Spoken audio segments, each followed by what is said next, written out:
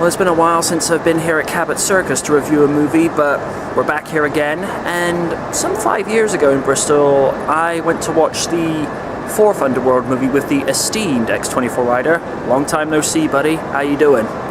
And today I'm looking at the sequel with Kate Beckinsale and Theo James reprising their respective roles as Celine and David, along with Charles Dance reprising his role as the Elder Vampire.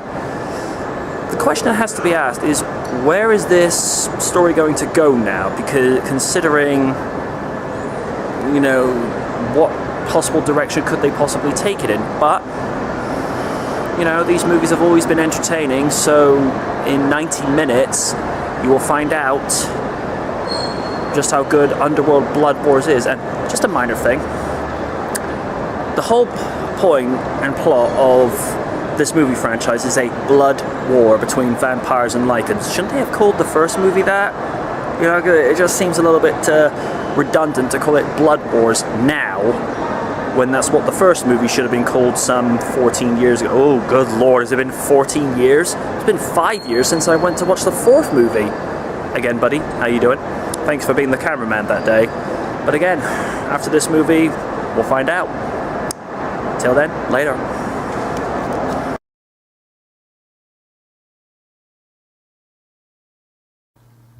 And now for the spoiler review.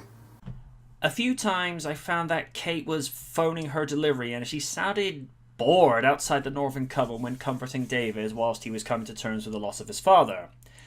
And that is disappointing because Kate has delivered way better moments than this, and her returning with another evolution where she's sporting white streaks in her hair after returning from the sacred place, of which there is no footage of her experiencing this.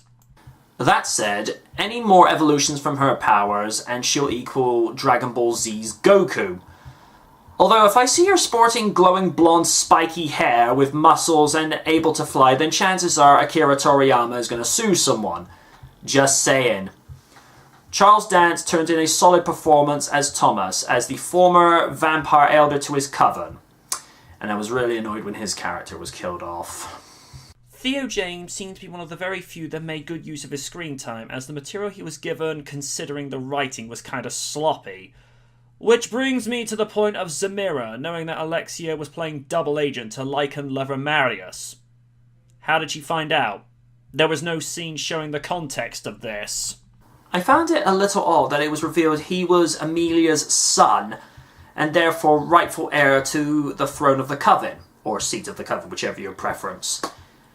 But that said, it gives him some decent character development and potential for what he could do in future movies. Speaking of context, we finally get context of what happened to Michael Corvin. And he was killed at the hands of Marius after being captured, and stores his blood in vials, which Marius drinks to give this very similar hybrid look to what Michael had as this vampire-Lycan hybrid. It kind of looks like what would happen if you gave the Hulk this rather greyish-white skin tone. It also looks kind of cheap, which also explains the movie's budget. Basically, this story is a mess. I can't put it any better than that. Lara Pulver as Zamira. I felt her heel turn came way too quick, and furthermore could have done with more build-up, as the way her and Bradley James's Varga poisoning Celine and doing the cliche thing of taking out the rest of the potential death dealers to make it look as though Celine did it was just pathetic, as this playbook has been seen so many times before. Although, I did like her quip of telling Varga not to think, as he'd hurt himself. Tobias Menzies as Marius. I felt like he was trying to be Michael Sheen's Lucian so bad it was painful. Similar mannerisms with regards to body language, vocal tones, how he carried himself, and stopping infighting with other Lycans and just, trying to command his authority, for lack of a better description. There were some moments where the sound mix was a little off, where the soundtrack drowned out the dialogue. One comes to mind where a Lycan is discussing progress with Marius and you can barely make it out.